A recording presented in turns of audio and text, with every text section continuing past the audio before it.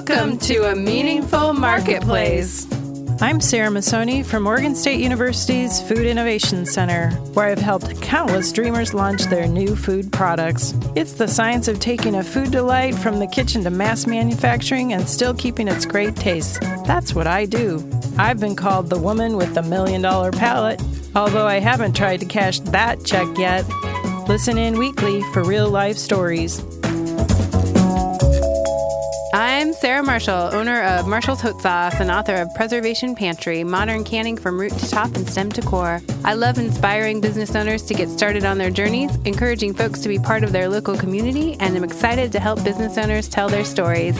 Join us as we explore the journeys of women entrepreneurs in the food and beverage industry.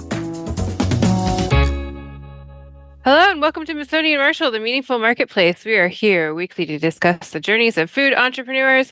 We're glad you joined us today as we bring you stories and hope and inspiration. This is Sarah Marshall, owner of Marshall's Hot Sauce.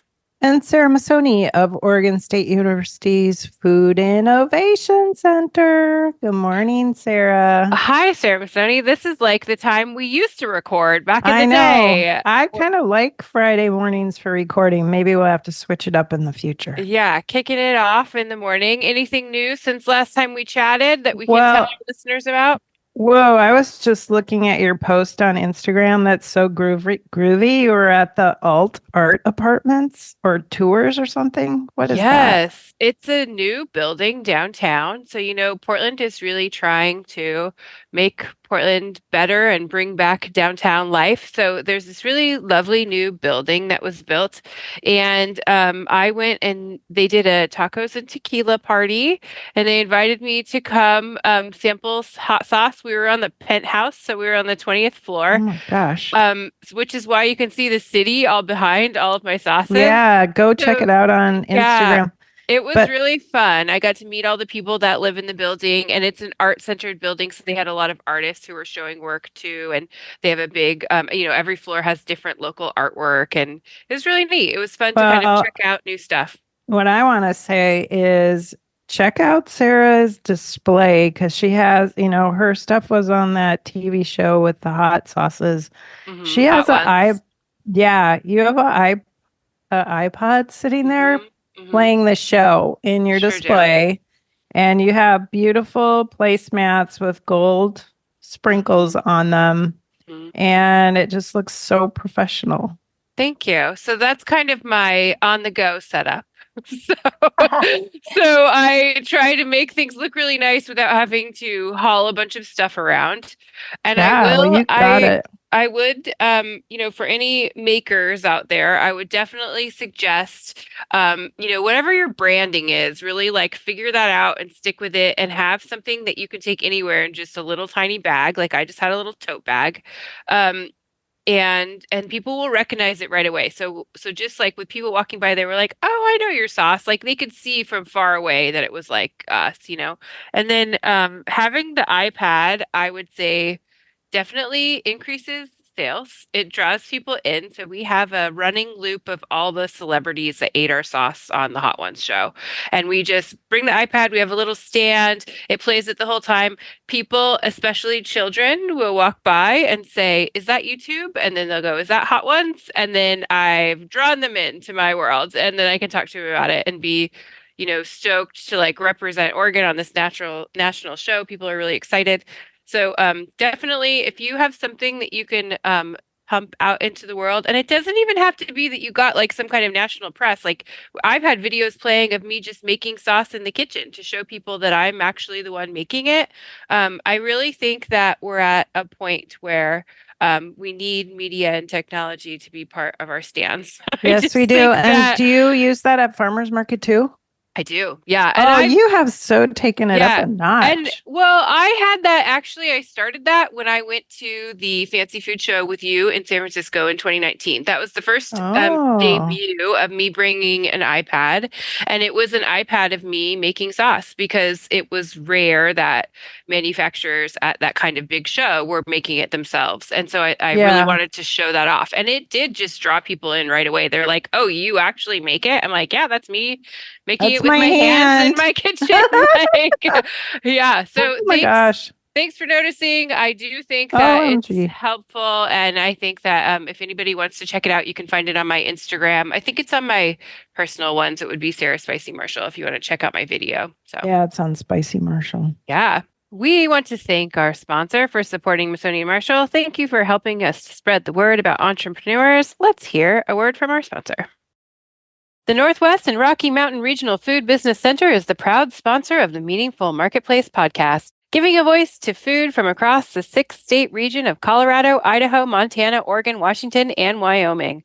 The Food Business Center supports Northwest and Rocky Mountain food industry makers as part of the USDA's National Network of Food Business Centers, supporting a more resilient, diverse, and competitive food system as a go-to source for small and mid-tier food and farm businesses with a focus on underserved communities, providing education in the form of technical knowledge, business programs, and industry news. We sponsor trade shows, meetups, and conferences to connect growers, producers, retailers, distributors, and processors, all to stimulate business and raise the standards of our storied food industry. Join us as we travel through the 6-state region, learning more about food makers, food hubs, and food systems. Visit the website at Northwest Rocky Mountain Regional Food Businesses.com to get connected. Well, everybody, I have sad news. What? And that is that this is our last episode with our Wyoming special friends. So Melissa is here. I feel sad today. I feel sad too. I know. I'll still try to be my upbeat self, but I'm definitely feeling a loss. So Melissa, but you know what, Sarah, you should think forward to next year because I think we'll have Melissa back. Ooh, I like that. We could do another Wyoming tour, meet some more fun folks. Yeah, by next year we'll have a whole bunch of new Wyoming food friends that we'll need to interview. Yeah, that could be great. Well, and Melissa, I just found you on LinkedIn. I'm Sarah's much better at LinkedIn than I am. She's always updating it. She actually told me that you posted about the show, so I went over to check it out. And then I realized that we didn't even talk about the fact that you yourself have farmed and are a farmer. We talked about your job, but not that you have this experience. Will you just real quick tell us about it? Sure. Yeah. So I worked part-time for Central Wyoming College. The other part of my time, I've got my hands full with the Melissa Hoff hatchery, and primarily I hatch baby chicks, and I'm actually in the 11th week of a 12-week hatch season. I'm almost done with hatch season, and I hatch every week. So cute baby chicks every single week. What a cool life. Popping out here. And I only sell live poultry in the state of Wyoming because I think our mail is so slow. I don't like to ship them.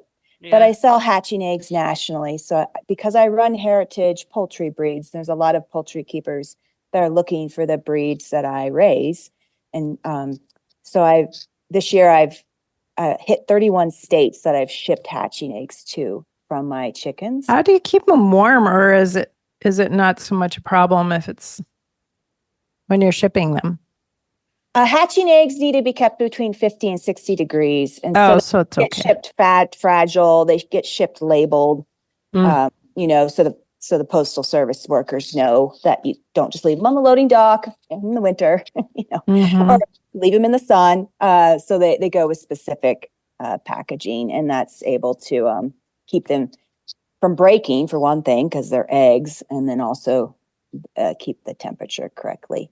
That's cool. Also part of it is most people are buying female chicks because they lay eggs. People want egg layers. And all the rooster chicks I raise up as meat birds. So I raise quite a few meat birds on pasture, and they're the rooster chicks that I hatch. So they are hatched and harvested on my place. And that's the chicken meat products that I have is from those roosters. Somebody else is doing a big rooster meat thing. I just heard about this last week. I think we're going to see that more from a sustainability standpoint. I think we'll see that more coming in the future. And will you just tell us your favorite chicken variety that you sell and raise? Oh, which is my favorite breed? Yeah, breed. Well, the very cutest are the salmon faverolles. They're the French class breed that I have, and they have feathers on their feet and puffy cheeks. They have muffs, and they're just, walk around with floppy little feet. And so they're super cute, and people fall in love with them a lot. All the breeds are unique. My Buckeye flock are my free range flock, truly free range. They, lay eggs in my doghouse and poop on my truck. And, but Whoa, I interact that's adorable. I interact with that flock a little bit more. And so I get, I'm partial to the Buckeyes because I hatch purebred stock. I have to keep all my flocks separate. So 4 of the flocks are on pasture and they're rotated weekly to fresh grass. And then I have 1 coop that's free range that they can go anywhere they want. The Buckeye is an interesting breed. They're the only American class breed developed by a female in the U.S. Nettie Mae Metcalf in the late 1800s developed them because she was unsatisfied with the chickens available to her. So she made a new breed. So it's fun to talk chickens, but we're actually here to talk about Britini's. And Britini, do you have chickens? I don't have any chickens. Oh, you gotta get some, Britini. I've tried to convince my husband, but he hasn't gone for it. Well, let me introduce our guest. So we are joined in the studio today by Britini Haar. She's the owner of Cloud Peak Cultures. Britini, we're so glad you're here with us today. Welcome. Thank you for having me. So we like our listeners to be able to connect. So if you could tell people where to find you online and on social media. So I have a Facebook page and then also Instagram page, and they're both at Cloud Peak Cultures. Perfect. We'll make sure people can find you. And we always like to kind of start at the beginning of your journey. So tell us how you got started with your business. So in 2015, my family and I had the opportunity to travel to China, and because we were visiting some friends there. And while in China, one of my friends had been taught how to brew kombucha. So I'd never really even heard of kombucha. And so she let me try hers. And so I actually really liked it and was kind of like, oh, I wonder if I could brew this at home. And so we kind of came back to the States, and I sort of looked up online, like, how do you brew kombucha? And it sounded like it's best to get like a SCOBY, that's like the culture that you use to brew kombucha, to get that from someone locally, instead of trying to like grow it yourself from like a commercially brewed kombucha. And so I was like, I don't know anybody who brews kombucha, so I'll probably never do that. So fast forward just another year, and another friend of mine had posted on Facebook that she was going to start brewing kombucha. So she'd gotten a culture from someone in her, or like near her, like her neighbor. And so I reached out to her and was like, oh, could I get a culture from you? And so then I started brewing, and then I don't know, I don't remember how long I started brewing before I felt confident to give it to people to try. But I gave it to some other friends, and they were like, oh, you should really think about selling this. And so I started kind of refining recipes, and my friend who said I should think about selling it, she was willing to kind of come on board also and start brewing. And so we, in 2018, I think the summer of 2018, we started selling kombucha at the Sheridan Farmers Market. And then when that market kind of ended for the season, we started selling at our local greenhouse here in town at their farmers market. That's kind of a year-round farmers market. So it's kind of a cool market. We're outside like during the warmer season, and then they let us move inside during the winter so we can kind of keep selling our products year-round, which is really neat. So then she had a baby and started homeschooling, and it was just too much for her to continue brewing. So she hasn't been brewing with me. So I just kind of have kept doing it by myself. And yeah. Britini, it's so cool that you've started brewing the kombucha, but I also see you're doing some other fermented products, like jalapenos. So I ferment jalapenos to put in a jalapeno artichoke dip. Mm-hmm. That sells pretty well at the farmer's market. So when we first started selling it, we just mainly had kombucha, but we'd put kind of on our sign that we had other, fermented foods. So I was like, well, we probably should have some other fermented foods, which at the time I was fermenting sauerkraut occasionally. So I would bring that sometimes. And then I had the kombucha. So since then, I've really expanded kind of what I offer. My main product really is still kombucha, but I do offer quite a few other things. How do you ferment jalapenos? Like, can we just I've never heard of that. Me either. Yes. So really you can ferment any vegetable. It's called a lacto fermentation. So it'd be similar to like sauerkraut, how you do sauerkraut. So it's just salt and water and the jalapenos, and you let it sit for like about 3 days, and the color kind of changes and it gets kind of bubbly. The brine gets really bubbly. And then that's about when they're ready. So then I refrigerate them and then use them for my dip. So they're on the counter? Well, they're on the counter for the 3 days, and then they get moved to the fridge after that. Cool. What type of flavor do they bring to the artichoke dip? So I feel like when you ferment them, it kind of tames them down a little bit too, because some people are really weird about jalapenos, and they're like, "Oh, I can't do that; it's too spicy." But it kind of tames them down, but also it kind of just enhances the flavor a little bit on them. And I don't know, it's just something I kind of tried to see if it would work, and I've been selling it since then. I think I've sold like over 600 containers of dip. Do you grow the jalapenos?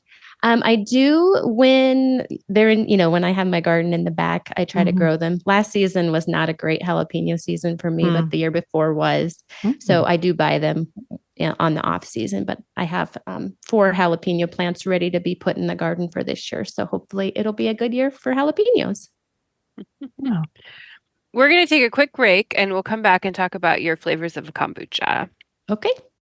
Oregon State University's College of Agricultural Sciences and the Food Innovation Center are proud sponsors of Meaningful Marketplace. With a mission to serve all Oregonians, we are committed to giving voice to those whose food and agricultural stories are not always heard. By providing access and opportunity for a more diverse and just food system, because food brings people together. All right, Britini, I was looking at your Facebook page and I saw there's a beautiful photograph of like 100 bottles of kombucha, and they all look like they're different flavors. Can you tell us a little bit about what you have to offer when you go to the farmer's market? So I should count up how many flavors I have, but I haven't done that. I try to rotate the flavors that I make each week, just so it's kind of a variety for people. And that's a big draw for people. Like, what flavors do you have today? And they come and try all the flavors and then buy some. So what are some of the flavors? Strawberry, peach, what are you doing? Yeah, so I like to combine flavors a lot with my kombucha. So probably one of my most popular flavors is huckleberry lemonade. And then I make a raspberry lavender, strawberry hibiscus. I do like a cherry lime. I'm trying to think of what other ones are really Those popular. all sound so refreshing. Yes, I do a dragon fruit mango one. That's really, a lot of people really like that one. So that's so fun. What good combos.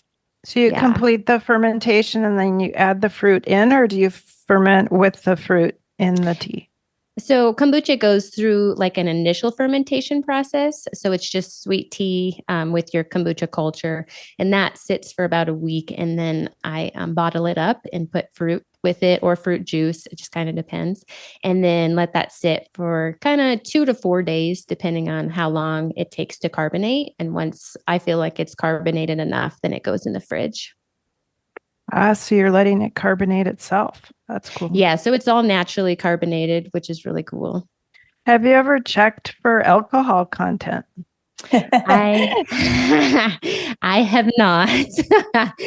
But according to a Facebook page that I follow, like it should be pretty minimal, the process that we use. And then I try to like thin out. There's like a thing that grows on the top called a pellicle mat. So I thin that out when it gets to a certain size, and that's supposed to kind of help balance out the yeast and bacteria to kind of keep the alcohol content minimal. Mm-hmm. Do you ever have customers say they got a buzz from it? Like, oh boy, that was woo. Yes. Well, and I probably had a buzz from mine too. So just trying, like if I can get a buzz, so I'm like, oh, I got to work on that. So just kind of trying to not have too much fruit in there. So trying to find the balance between fruit, but it's pretty rare that happens. It's just there's a couple tools that you might want to have in your kitchen. One would be a pH meter. Okay. And another one would be a refractometer, which I've read about, but I've also read online that those aren't necessarily the best for checking the alcohol content of kombucha. No, but it can tell you the percentage of sugar that's left in it. Okay. So, and that's a reflection of what the fermentation has done. So the pH is going to tell you the acidity, right? So you want to have your pH as low as possible. I'm guessing it's going to be below 4 because of the acetic acid that's being produced. And then your refractometer is going to tell you the percentage of sugar. So if you think about a piece of ripe fruit, it's probably anywhere from 15 to 20% sugar. A really, really sweet fruit would be higher. And I've found that people really love sweet stuff. So yes, I have a sweet have you tooth. noticed that the sweet ones sell more than the ones that are less sweet, or what have you found with your customers? It sort of depends on the customers. If they're used to like a commercially brewed kombucha, then they like the more tart flavored ones because kombucha, like commercial kombucha, is more tart than what mine is. Yeah. And so if they're not used to kombucha, then they definitely go for like the more berry flavored ones that are sweeter.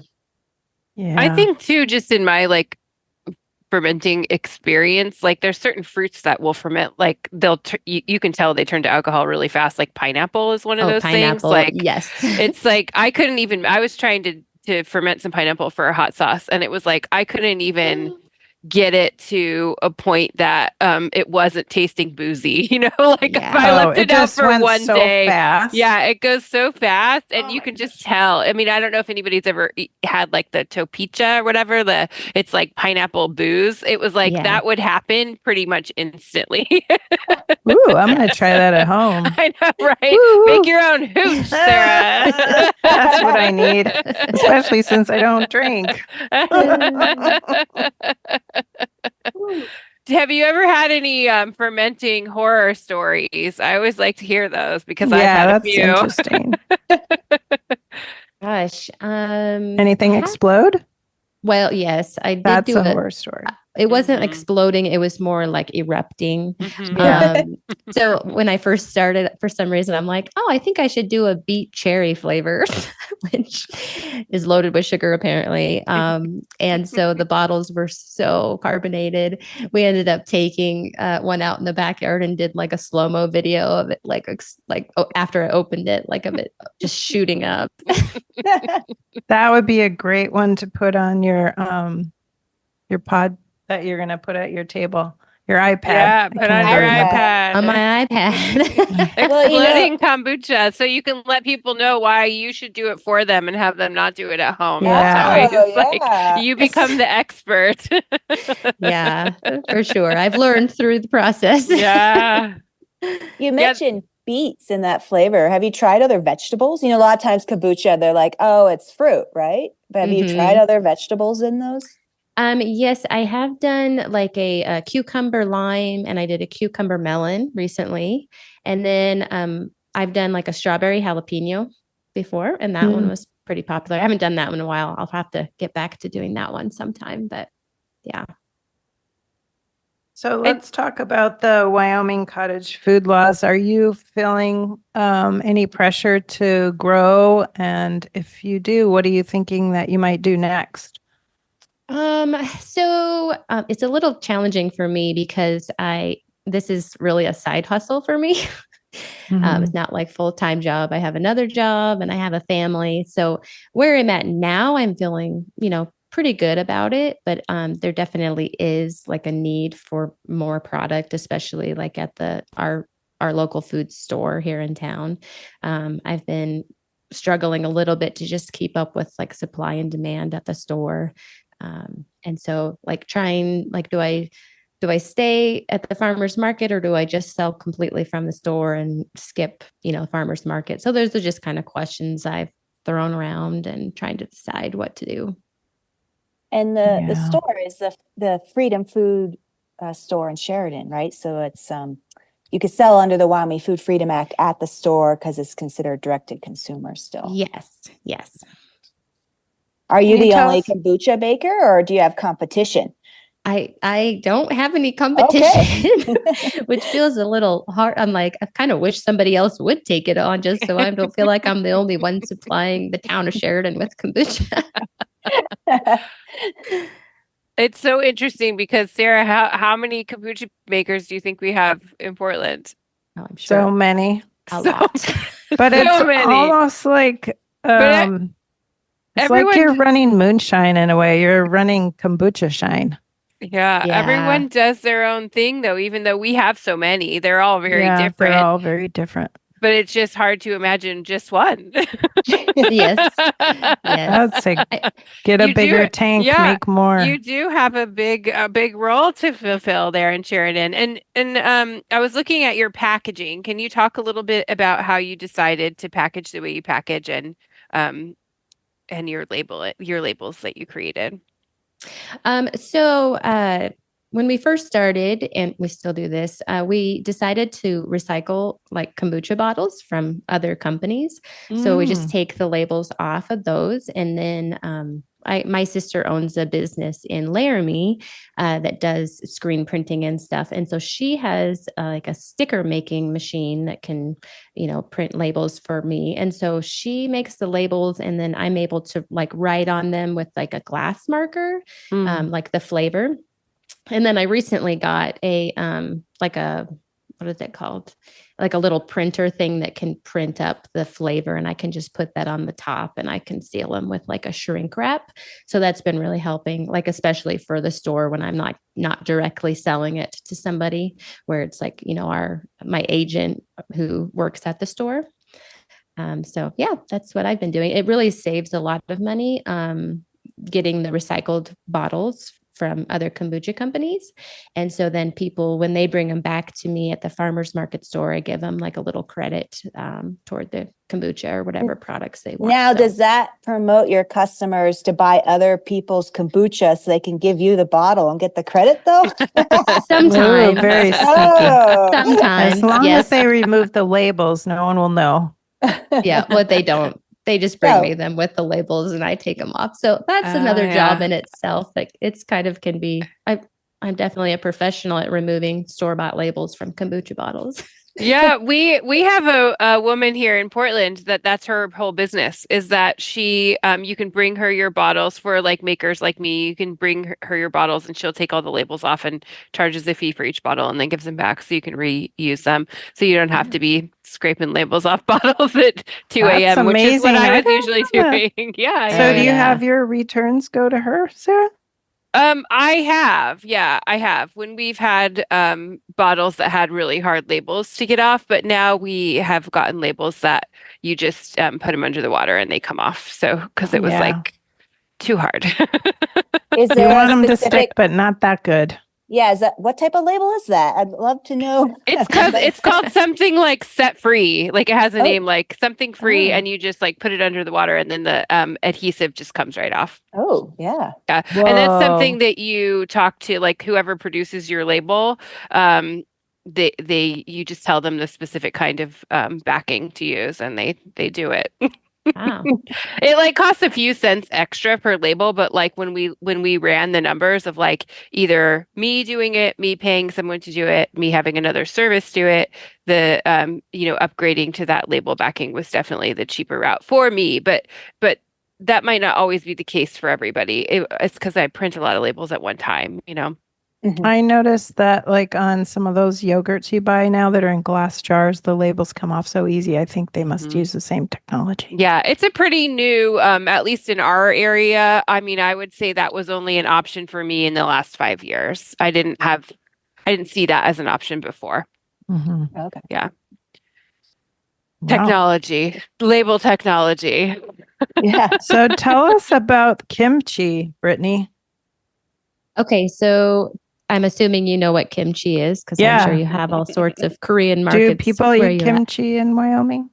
They do. Yes. Awesome. It's funny because probably my biggest customers are men for that product. They'll see, the product sitting on my table at the farmer's market, and they'll almost like beeline it across and ask like, what is that? Just because it's very colorful looking and it looks spicy. Mine's probably kind of like a medium and spice level. But yeah, so mine is a combination of Napa cabbage, carrots, and then green onions. And then I make a pepper powder using, the Korean pepper flakes and shallots and garlic, and then mix that all up and let it sit for a little while and jar it up. So yeah. So good. Yeah. Of all the different products you have going, like what's the most popular that you're like, okay, I always have to have this because customers want it? So I always have to have the kombucha, and then I always have to have the artichoke dip. Okay. Yes. Yeah. So I usually sell out of that every time I go to the farmer's market. And then at the store too, I'll bring it in there kind of on the weeks that I'm not at the farmer's market. I'll bring it to the store and it sells there too. So yeah. Are you using local ingredients for the dip? Are you using local dairy ingredients? There's not anybody who makes cream cheese around here, so I'm not using local cream cheese. I probably should learn how to make it myself and just do that. But I another project. Spare time. I know. Yeah. Yeah. So, I mean, we're a little limited in Wyoming with what's available that's, handmade or locally, made. So it's a little bit challenging to do that. But yeah. What about the goat creamery? Maybe they can make it for you. I have used goat cheese in my dip before to kind of make a more dairy-free version of the dip. So I made that and then did a plant-based Parmesan in there too, just to kind of for people who, can't tolerate the dairy. Interesting. Yeah. How many vendors are at the Sheridan Farmers Market? So at our Landon's Market during the winter, there's about maybe 25 vendors. When we move outside, there's a lot more just because there's more space outside, and it kind of varies who's there every week. Not every vendor comes every week. I don't personally go every week. But I don't know. I don't know, maybe 30 to 40 in the summertime.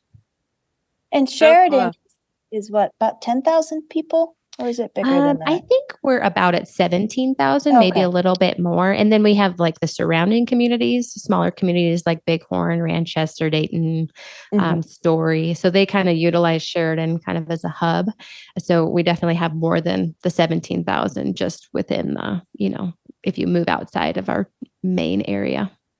And the Freedom Food Store, it's been open for a couple years, right? Yeah, so it actually opened in August of 2020, which is probably a weird time to open, but it worked for us. And so, yeah. Yeah. How has that kind of changed sales channels for food makers in Sheridan? Like you mentioned, you're trying to figure out if you should continue doing the farmer's market and the store or choose one or the other. I'm assuming the other producers and makers in Sheridan are kind of figuring out the same thing. Has it? Yeah. And not all the vendors from the farmers market sell at the store because we're limited on space. And so they kind of have to put caps on, what's available. There's only like one sourdough baker. And like, I'm the only kombucha brewer, not that there's any competition out there anyway, but so they kind of have to limit who can come be a vendor at the store. But since it started, we've tripled our sales. Every year it's kind of gone up, which is great. I think people really like just that it's not 2 hours, one day a week. They can go in, throughout the week and have, local foods. And I think people really like having the store in town. That's great. Can you tell us a little bit about how your kids help you with your business that you're created? Yeah. So when I first started kombucha, they were like 3 and 5, so they didn't help much at all. But now, so this summer, actually, they're probably going to be helping me more because they won't be in school. So they can help me with the bottling process. So I can kind of put the fruit or fruit juice in, and then they can kind of help fill up the bottles. So that's kind of our plan right now. But I did have a college student recently reach out to me kind of January time. And so she was coming over to my house. I just live right near Sheridan College. It's like our community college. So she was just coming over to my house once a week, and we would bottle like 12 gallons of kombucha in a couple of hours. So that was really helpful to kind of have helpful. Her come over. So Sarah Marshall has a daughter too, and she actually has some of her own products. Do your kids have products that they like to sell at the farmer's market? They do. So they, and they haven't sold in a while. My daughter was just talking about how she wanted to make some money, so she better get after it. But they like to make brownie pops and sell those at the farmer's market, and they'll make like Rice Krispie treats and stuff like that, and just have a little table at my booth and kind of sell it there. And it's funny, people like are drawn to children at those kind of things, and they'll just come over and sometimes even just give them money without buying a brownie pop. They're just like, good job selling stuff. Here's an extra $1. Yeah. Yes. Other than an iPad, a big draw is children. Oh, yes. Yes. That also will draw people over. When Adeline was a baby, I sat her in one of those little like seats on my table, and she'd just sit there with her little feet kicking, and everybody would come over and be like, oh, hi. I think moms have to do stuff like that. It not only draws people in, but it also is helpful to have them right there with you. And they're learning too. They learn about the market. They learn how to interact with other people. It's just a great all around thing, I think. Yeah, I think it's a great place for kids to grow up, and they learn so much about being a business owner. I mean, that was like my daughter kind of started her business just out of necessity because I had her home during the pandemic. And I was like, well, I don't have anywhere for you to go. So you're going to be coming to the markets with me. So let's I'll teach you how to start a business. I mean, I think that's super powerful generationally. Like my mom didn't teach me anything about sales or marketing. And I think as women, we generally have an easier time communicating. And so if kids can sort of be involved in business at a younger age, I think it'll help them in their future. Yeah, I think so too. And it gets them thinking about, I mean, you said, your children wanted to earn some money. I mean, that's like what it kind of kicked off for my daughter is she'll be like, oh, I really got to do some work because I want to buy some stuff this summer. And I'm like, great, Yeah. Put you to work, girl. Yeah. It teaches them good values and good entrepreneurship skills for sure. Yeah. Well, unfortunately, everybody, we got to wrap it up. So we always like to ask if you have any advice for people that are dreaming up a business. What do you think, Britini? I think plan before you begin. Make sure you that your product is going to be a sellable item, like have people try it, or, especially if it's food items, don't just go out and oh, I make this stuff in my kitchen and I'm just going to sell it because, it's sometimes not sellable. So just make sure that you have a plan and you've practiced. And then also just when you're at the markets, just helping educate people on your products, especially my products are kind of weird. And so I've had to really educate a lot of people about what's kombucha or, what's kimchi. And so just, helping people understand what it is and why they might like to buy your product. Yeah, I think that's great advice for people. Well, it was really lovely to meet you and hear about what you're doing in Wyoming. I think that it's really wonderful that you're bringing fermented foods to the people of Sheridan. It didn't exist. Great. And it's wonderful for people to have for their bodies and their lives. So good job getting your business started. Thank you. And Melissa, I really hope we get to have you on the show again. It's been so fun having you be our co-host. Getting to know you. Mm-hmm. I will definitely be listening along as you continue on to Colorado and other states to learn about their food entrepreneurs, but hopefully I can join again. Yes. And Sarah and I have big dreams about coming to Wyoming and visiting everybody that we've had on the show. Yeah, oh, that'd be so much fun. Think about all the good food you get to eat. I know. Road trip. We want to kombucha. We really want to. It just might happen. Usually when when an idea kind of gets thrown out there, we tend to make it happen. Yeah. We're taking the show on the road. Oh, yeah. Somebody was just asking yesterday, do we take the show on the road? Mm-hmm. Yeah, you could do in-person podcast recording. Mm-hmm. Yeah, I like this idea. I'd join you for Wyoming. I'd drive around Wyoming with you. I think it just might. We'll see. We'll see what happens. No promises, listeners, but something may be in the works. Maybe next year we could do that. We could just spend a week in Wyoming and then drive from place to place. I dig it. I'm down. That would be a great idea. Don't come in the winter. Come in the summer. It'll be no. Yeah. We will make sure to have good planning of weather. Well, thanks everybody for joining today. We record Missoni and Marshall live every week. You can find us on your favorite podcast platform like iTunes. Thanks to our audio engineer, Lon, and our production assistant, Chelsea. If you want to be a guest on the show, you can send us a DM to our Instagram, Missoni and Marshall, and we will be back next week, everybody, talking about Colorado. Bye. Bye for now. You're listening to the Startup Radio Network. Listen, learn, launch. 10% of our gross revenue goes directly to women entrepreneurs in developing countries around the world through Kiva's microfinance program.